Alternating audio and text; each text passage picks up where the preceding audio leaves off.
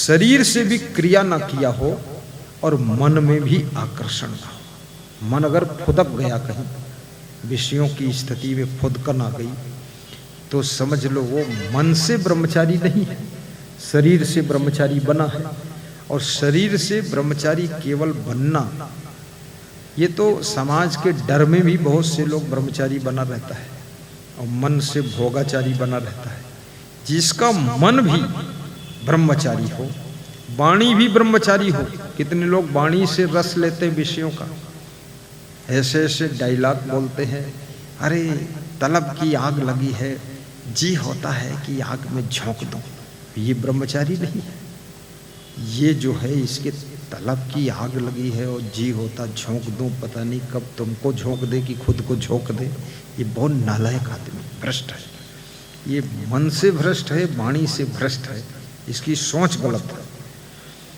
कितने लोग बोलता है कि मेरी जान जा रही है, और कितने लोग आंखों से देख करके आंखें उसकी मचलती हैं, वो आंखों से शुद्ध ब्रह्मचारी नहीं है। कितने लोग कान से विषय रसिक शब्द सुनता है, उसमें रस लेता है, चुप्पे चुप्पे गीत सुनता है कि दिल के अरमा आंसुओं में बह गए और हम वफा करके भी गदहा रह गए। ये गदहा रह गए, हाँ, वो भी ब्रह्मचारी नहीं है। अरे तेरे मुख से ऐसे गीत क्यों निकल रहे, नालायक कहीं का। इस तरह की पंक्तियां क्यों गा रहा तू? अलग गा रहा, स्नान करता तो स्नान घर में गा रहा है, लेटरिन करने गया तो वहाँ गा लेता है दिल के अरमा। फिर गाता है गोटेदार लहंगा निकलो जब डाल के, तो लोटा कमंडल सब लुढ़क जाए डाल पे। क्या बेवकूफी काम। ये बहुत टफ है, आसान नहीं है, लेकिन इसमें सुख बहुत है, सुख बहुत। जो ये कई प्रवचनकार और कथाकार भी फिल्मी गीत गा देता है बीच बीच, तो समझ लेना वो फिल्म देखता है, फिल्म सुनता है, फिल्मी गीत सुनता है, तभी तो बेचारे को याद हुआ है। अब वो भी नालायक आदमी है, तो फिल्म क्यों सुनता है, क्यों फिल्मी गीत गाता है? धूर्त कहीं का, क्या जरूरत तेरे को फिल्म सुनने की?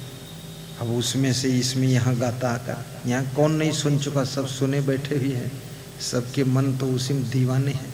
और तू उसमें की लाइन यहाँ सुना रहा है कि मेरा दिल मेरा रह नहीं गया, और मेरी खोपड़ी मेरी नहीं रह गई, और खोपड़ी के बाल सब उड़ गए, और खोपड़ी में खलखोट्टा हो गया। ये सब ब्रह्मचर्य अधूरा है। शुद्ध ब्रह्मचर्य का मतलब है आंखों से भी हम ब्रह्मचारी बने, कानों से भी ब्रह्मचारी बने, और जिह्वा से भी ब्रह्मचारी बने। जिह्वा में ऐसे शब्द नहीं होना चाहिए, और शरीर की क्रियाओं से भी ब्रह्मचारी बने। और जो हम पढ़ते हैं जो ग्रंथ, उसमें ब्रह्मचर्य के ग्रंथ पढ़ें, विषय रसिक ग्रंथ न पढ़ें। उनको पढ़ना नहीं चाहिए, बहुत कंट्रोल करना चाहिए। ये शुद्ध ब्रह्मचारी होना, अरे क्या बात करते जनाब, बहुत बड़ी बात है श्रीमान जी। ये तो ऐसे तो बहुत ब्रह्मचारी मुझको मिला है। एक ब्रह्मचारी कह रहा था कि 7 बार ब्रह्मचर्य का संकल्प ले चुका हूँ। तो मैंने अपने गुरु से कहा, ये तो 7 बार ले चुका, मैं तो 1 ही बार। तो गुरु बोले ये 7 बार भ्रष्ट हो चुका, बेवकूफ़ कहीं का, ये तुम 1 ही बार ठीक रहता है। 7 बार संकल्प लेने क्या जरूरत है? इसका मतलब 6 बार गिर गए हो तभी तो लिए 7 बार। मैं जब साधु बनने आया तो एक साधु मुझे मिला, बहुत लंबा था, 7 फुट लंबा, वजन भी 1.25 कुंटल से कम नहीं था। 1-2 किलो तो जलेबी नाश्ते में खाता था, और खाने के बाद कांखता रहता था। तो हमने कहा गुरुदेव, तो मैं उसको मोटा तगड़ा देखा, तो मेरे को ज्ञान नहीं था उस समय ज़्यादा, शुरू में आया, तो मैं सोचा इससे थोड़ा प्रेम करूं तो मैं भी कुछ सीखूं, मैं भी खूब तगड़ा मोटा हो जाऊं। फिर मुझे बात को पता चला, मोटा होना और झंझट का काम है। बहुत मोटा होना तो फालतू चर्बी का लोड लादे घूमो, घुटने भी खराब हो जाएंगे, ज़्यादा वजन बढ़ जाएगा। तो मैंने उससे बात किया, तो उसने बताया मुझे जो है 7 बार उपरामता हुई है। तो मैंने कहा ये उपरामता कौन सी चीज है भाई, इसको 7 बार हो गई, मुझे तो 1 बार नहीं हुई। तो मैं अपने गुरु से पूछा, ये जो लंबा साधु है, मोटा है, इसको 7 बार उपरामता हो गई गुरुजी हमको। बोले तुमको क्या मतलब? तो हमने कहा हमको उपरामता हुई कि नहीं हुई? बोले उपरामता 1 बार होना चाहिए, ये 7 बार उपरामता हुई, इसका मतलब ये 6 बार संसार को छोड़ा है और संसार को फिर से पकड़ा है, इसलिए 7वीं बार फिर से निकला है। उपरामता 1 बार की सच्ची सही होती है, इस 7 बार उपरामता की जरूरत नहीं है, ये भ्रष्ट है। तो हमने कहा मैं तो सोचता था ये बहुत ज़्यादा उपरामता 7 बार हो गई, अच्छा आदमी। बोले अच्छा नहीं, इससे दूर रहो तुम, इसके पास क्या लेने जाते? हमने कही इसके पास इसलिए जाता हूँ, ये बहुत लंबा मोटा है, तो मैं सोचता मैं भी तंदुरुस्त हो जाऊँ। अरे बोले मोटेपन में तुम जा रहे हो? हमने कहा थोड़ा ठिल्लुआ जैसा लग रहा है। तो हमने तो गुरुजी ने मना कर दिया, इसके पास मत जाना। उसके बाद वो आज तक हमको मिला ही नहीं। गोंडा जिले का था, गोंडा जिले का, बहुत बड़ा लोटा रखता था, 2-3 लीटर दूध पीता था, खीर वूर 2-3 किलो खा जाता था, और भात भी लेता था नंदोला भर के। अरे खाते खाते कांखता रहता है। तो हमने कहा क्या हुआ? बोले मनपसंद भोजन था, पूरा भोग लगा लिया हूँ। ये ब्रह्मचारी का लक्षण नहीं। ब्रह्मचारी हमेशा कम खाता है, क्योंकि ज्यादा खाओगे तो इंद्रियों में प्रेशर बनेगा, ब्रह्मचर्य तुम्हारा स्थिर ही नहीं रहेगा। खूब ठोस ठोस कर, ज्यादा मालपुआ भी ब्रह्मचारी को उड़ाना नहीं चाहिए। कभी साल में 1-8 बार खा लिया बस ठीक है, बस दाल चावल सब्जी रोटी इतना बहुत। कभी कोई सुनील भारती जैसा रसगुल्ला ले आया, छेना वना खा लिया। अब हम लोग पिछले साल गंभरिया में सत्संग था, तो सुनील भारती जी ने छेना ले आते थे रोज, तो वहाँ खाने के बाद फिर जो है छेना वना का नंबर नहीं मिला, और फिर हम लोग घूमते रहे। अब घूम के फिर आ गए हैं बिहार में, अब शायद छेना वना मिल जाए। नहीं छेना मिलेगा तो थोड़ी छेनी तो मिलेगी। तो ये ब्रह्मचर्य, अरे क्या बात है। शुद्ध ब्रह्मचारी गुरु मिल जाए तो भगवान से मिलने से अधिक तोहफा मिल गया है, क्योंकि भगवान भी ब्रह्मचर्य नहीं पालन करता है। भगवान भी विवाह करता है। शंकर जी ने सती के साथ विवाह किया, और भवानी के साथ किया, पार्वती के साथ किया। कृष्ण भगवान ने भी विवाह किया राधा को, पहले बचपन में जो भी बनाया हो, गर्लफ्रेंड या जो भी, पता नहीं है। उसके बाद रुक्मणी, फिर कुब्जा, और फिर सत्यभामा और झूठ भामा, ये सब भगवान भी। ब्रह्मचर्य बहुत कठिन काम है। फिर राम भगवान ने, उन्होंने भी सीता देवी को जनकपुर से लाए और उनके साथ विवाह किया। ये शुद्ध ब्रह्मचर्य का पालन, ये तो भगवान के भी छक्के छूट जाते हैं। इसलिए भगवान भी ब्रह्मचारी साधु के चरणों में दंडवत करता है। देखिए प्रयागराज में जब राम भगवान गए तो भरद्वाज मुनि के चरणों में दंडवत प्रणाम किया, क्योंकि भगवान समझते हैं कि ब्रह्मचारी सबसे बड़ा होता है, संत का दर्जा।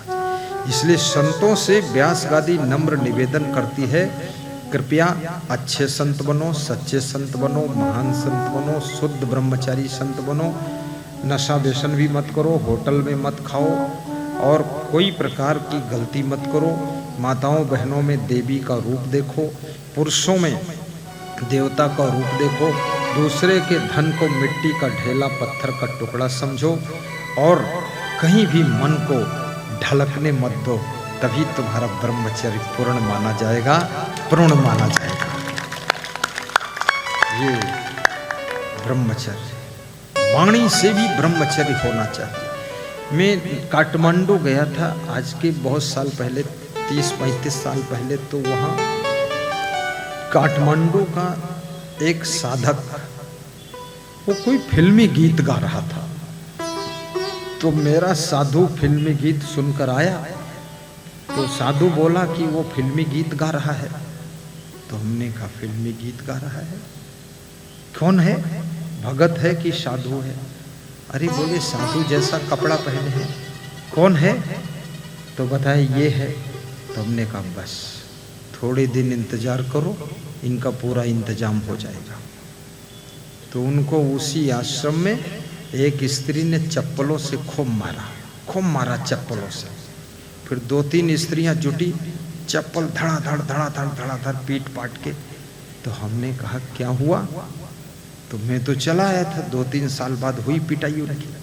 तो फोन में बताया कि ऐसा ऐसा किसी को छू लिया था। किसी क्यों छूते हो? अपना हाथ छू लो, अपना मुंह छू लो, अपनी नाक छू लो, तुम्हारे पास भी तो हाथ में अपना पेट छू लो, दूसरे पेट क्यों छूते हो?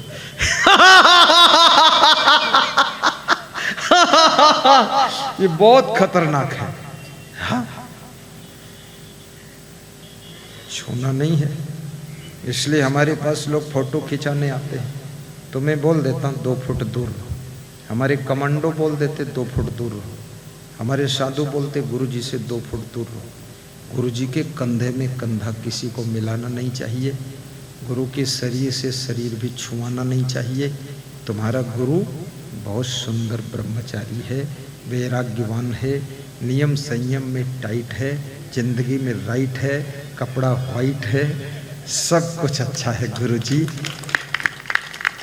ये गुरु जी सबको रोशनी देने वाला है, प्रकाश देने वाला है, ज्ञान देने वाला है।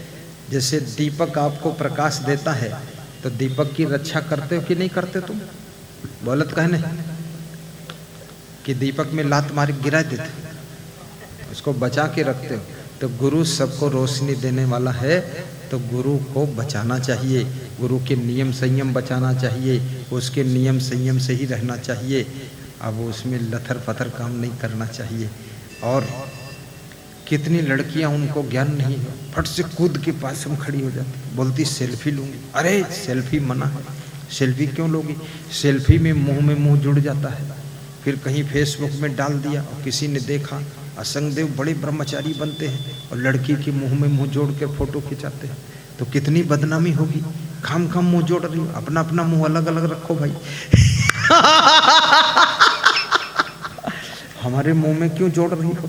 हम फोटो नहीं खिंचाना चाहिए, दूर से खींचो।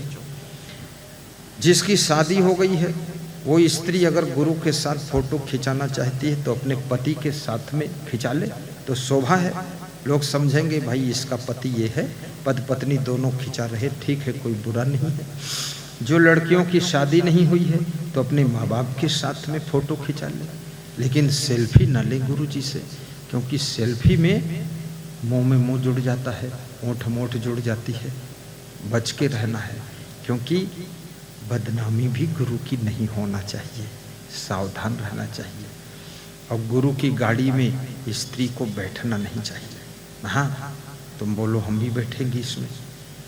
कभी इमरजेंसी हो तो गुरु को उतर जाना चाहिए। पति पत्नी बैठ लो, जहाँ जाना वहाँ जाओ, गाड़ी फिर वापस आ जाएगी, तब गुरु बैठ लेगा। कितने साधुओं को देखा है, न जाने किसकी स्त्री है, न जाने किसकी पत्नी है, न जाने किसकी बहू है, वो नालायक साधु मोटरसाइकिल पर पीछे बिठाकर दूसरे की औरत को लिए जा रहा है। ये साधु है? ये पूरा धूर्त है, बंदर है। ये बंदर, इसके दर्शन करने से पाप लग जाएगा। अरे साधु होना बहुत बड़ी बात होती है, ऐसे बंदरों का दर्शन बंद करो। ये बिहार में हमको क्यों बुलाते हैं? मैं बड़ा निराला संत हूं, नहीं इतनी दूर बुलाने की क्या जरूरत है?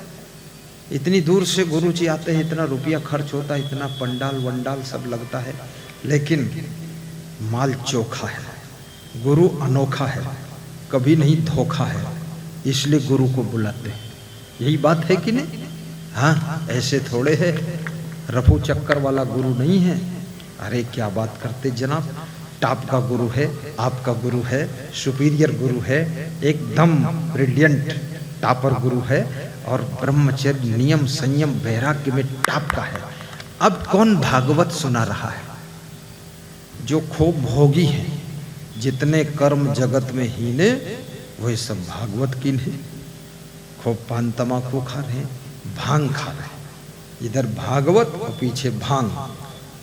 भगवान भी टेंशन में पड़ा है कि नालायक हमारी भागवत कर रहा, भांग खा रहा है, दारू पी रहा है, कुकर्म कर रहा है, ऐसे ऐसे फैशन बना के बैठते हैं।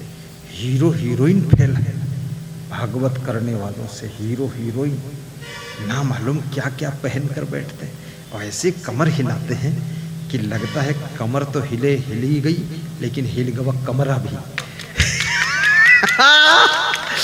अरे ये काम कहीं कथाकार का है? ये काम कोई हम नाटककार थोड़े हैं? ये साधु का काम नहीं है बवाल बनाना। अरे क्या बात, संसार ऐसे ही सब नाच रहा है, फंस रहा है, फिसल रहा है, भटक रहा है, भूल रहा है, सब नशा व्यसन फैशन टेंशन उलझन, और संसार के लोग सब व्यभिचार अनाचार दुराचार भ्रष्टाचार में गिर गए। उनको बचाने के लिए गुरु स्वयं सुपीरियर मॉडल का होना चाहिए, सुपीरियर मॉडल का होना चाहिए, याद रखना। बोलिए सदगुरु भगवान की जय जय जय जय जय। कितने कथाकार ये खोपड़ी के बाल की लट लटकाते हैं, दो चार बाल इधर लटका देते उधर लटका देते। अब समझ लो जो बाल की लट लटका रहा है वो लट लटकाने वाला कितना लटा आदमी होगा, बहुत लटा है, गिरा गुजरा। अरे भाई तेरे को लट लटकाने की क्या जरूरत है? ये तो संसारी लोग है, माता बहन है, अपना वो अपना फैशन वैशन करता है, थोड़ा बहुत चलता भी है, क्योंकि लड़कियां फैशन न करे तो उसका शादी भी होना है, तो उसके शादी के लिए उसको सज धज कर थोड़ा डेंट पेंट करके पहुंचती है, तो लोग देखते हैं कि हाँ ये थोड़ा सुंदर लग रही, इसी को बहू बना लो, तो उसके साथ शादी हो जाती है। और बेचारी एकदम टुनही बनकर घूमे, टुनहा टुनही, कोई शादी भी नहीं करेगा। तो लड़कियां, मैं सोचता था पहले ये लड़कियां इतना फैशन क्यों करती है, इतना आधे बाल आगे लटकाती है आधे पीछे लटका देती है और बीच खोपड़ी में बाल फुला देती है और आगे भी लट लटकाती है, कारण क्या है? तो बात को पता चला मुझको, अरे इसके पीछे बहुत लफड़ा है, क्योंकि भाई शादी करना है तो अपनी दुकान तो सजाना ही पड़ेगा, नहीं तो कोई ग्राहक ही नहीं कोई ग्राहक ही नहीं आएगा, कुंवारी पड़ी रह जाएगी तो क्या होगा? बहुत लफड़ा है संसार के अंदर। लड़के लोग भी इसलिए बहुत सस्ते धसते रहते हैं, जीन्स की पैंट पहनते हैं, फिर पैंट में दो चार छेद करते हैं कि किसी तरह भाई देख लो हम भी ठीक ठाक हैं। अरे मेहर कुल्लो, इसमें सुख नहीं पाओगे, बहुत दुख उठाओगे, फालतू लफड़े में फंसे हो। लेकिन याद रखना, निवेदन है व्यास आदि का, शरीर से जो सुंदर है वास्तव में वो सुंदर नहीं, चेहरे से जो सुंदर है हकीकत में वो सुंदर नहीं है। जो स्वभाव से सुंदर है, संस्कार से सुंदर है और चरित्र से सुंदर है, गुणों से सुंदर है, व्यवहार में सुंदर है और कर्मों में सुंदर है, उससे सुंदर दुनिया के अंदर कोई नहीं है। बोलिए सदगुरु भगवान की जय। चाहे वो लड़की हो चाहे लड़का हो, साधु भी वही सुंदर है जो साधुता में सुंदर है, वैराग्य में सुंदर है, जो साधु ब्रह्मचर्य में सुंदर है। इसलिए याद रखना। तो मैं सुना रहा था, भागवत कथा सुनने के लिए राजा परीक्षित ने सोचा जिसने लिखा है उसी से सुनो ताकि भूल चूक ना हो। ये सुनाएगा तो पूरा सुना देगा, क्योंकि लिखा है तो इसको ज्ञान है। तो व्यास जी से निवेदन किया तो व्यास जी ने मना कर दिया, मैं नहीं सुनाऊंगा, मेरे मुख से ये कथा सुनने से तुम्हारी सदगति नहीं होगी। बोले क्यों? क्यों नहीं होगी? बोले इसलिए नहीं होगी क्योंकि मैं विषय भोगी आदमी, मैंने लिख तो दिया है पर मैं विषय भोगी हूं, मेरा ब्रह्मचर्य ठीक नहीं है। व्यास जी बड़े सच्चे ईमानदार व्यक्ति थे, कम से कम स्वीकार तो किया अपना जो था, लोग अपना छिपाते भी हैं। बोले मैं नहीं सुना सकता, मेरे सुनाने से कुछ होगा नहीं। बोले तो? बोले जो बाल ब्रह्मचारी हो उससे सुनो। तो सुखदेव जी बाल ब्रह्मचारी थे। राजा परीक्षित ने पूछा तो बाल ब्रह्मचारी कौन है वर्तमान में, बताओ भाई, उससे सुन लो। बोले और तो मैं ज़्यादा जानता नहीं हूँ, लेकिन मेरा बेटा जो सुखदेव है वो बाल ब्रह्मचारी है, उसके मुख से अगर सुनोगे तो तुम्हारा कल्याण हो जाएगा, उद्धार हो जाएगा। तो सुखदेव को बुलाया गया। तो सुखदेव मुनि ने राजा परीक्षित को भागवत कथा सुनाई है। तुमको ऐसे ऐसे लोग भागवत सुनाते हैं जो 3-3 पत्नियों से भोग करते हैं, फिर भागवत सुनाते हैं। जो 13 पति निपटा दिया है, फिर भागवत शुरू है। ओम सच्चिदानंद रूपाय गदहा सुनाए, इससे कुछ होने वाला नहीं है। इसलिए उन साधुओं का भी सम्मान मत करो जो भ्रष्ट है ना। जरूरत नहीं कपड़ा की पूजा करना है, लफड़ा की पूजा करना है, नहीं, चरित्र की पूजा करना है। चरण उनके पखारो जिनके चरित्र उज्जवल है, चरणामृत उनका लो जिनके चरित्र में रग रग में वैराग्य समाया। पूज्य गुरुदेव की जय, पूज्य गुरुदेव संगदेव जी महाराज की जय। अब जो आ गया बस आरती जलाकर खड़े हो गए। आरती हो गुरु आरती हो, मेरी खोपड़ी भारत हो। अरे ये सब नालायकों की आरती। दीपक तो उनके सामने जला करके आरती की जाती है जो हमारे भीतर ज्ञान का दीपक जलाकर अज्ञान का अंधकार मिटाने की सामर्थ्य रखता है, उसकी आरती की जाती है। जहां देखो वहीं आरती लेकर खड़े हो, हटाओ आरती, यहां से ले जाओ, पीछे बुझाओ जाकर। आरती की जरूरत नहीं। ये दीपक ज्ञान का प्रतीक है जो हमारे भीतर ज्ञान का दीपक जला सकता है, अज्ञानता का अंधकार मिटा सकता है। उसके लिए हम घी का दीपक जलाकर आरती उतारते हैं कि हे प्रभु, हम तुम्हें बाहर उजाला दिखा रहे हैं, तुम हमारे भीतर उजाला कर देना, भीतर का अंधेरा मिटा देना। इसलिए उनकी आरती की जाए। ये सब सिद्धांत को समझना है, आडंबर में फंस के नहीं रहना है। ढोंग ढकोसला आडंबर का पर्दा फाश कर देना है, अंधविश्वास के अंधेरे को दूर करना है। ये जो कहता है ना, तुमको राख उठा कर दे दूं तुम्हारा भला हो जाएगा, ये सब ढोंगी आदमी है। राख उठा कर देगा भला हो जाएगा, खुद ही जिंदगी राख मिल गई तब भी भला नहीं हुआ, भला हो जाएगा। चरित्र से भला होता है, नियम संयम से भला होता है, आहार विहार की शुद्धि से भला होता है, सद्ज्ञान से भला होता है, आत्मज्ञान से भला होता है, सदाचार से भला होता है। ये राख वाक से भला नहीं होता है। ना कोई पर्ची निकालने से भला होने वाला है। कोई पर्ची निकाल रहा कि तुम्हारी पर्ची निकाल दे। अरे अपने बाप की पर्ची निकाल, बेवकूफ कहीं का फालतू बात करता है। अपनी खुद की पर्ची निकाल, यहाँ पर्ची पर्चा निकालता है, इसकी जरूरत नहीं है। सिर्फ अपने सत्कर्मों की पर्ची ठीक होना चाहिए, सुंदर स्वभाव की पर्ची ठीक होना चाहिए और चरित्र का पर्चा अच्छा होना चाहिए। दुनिया में कहीं भी रहो तुमको कभी दुख नहीं मिलेगा, हमेशा सदगति हो।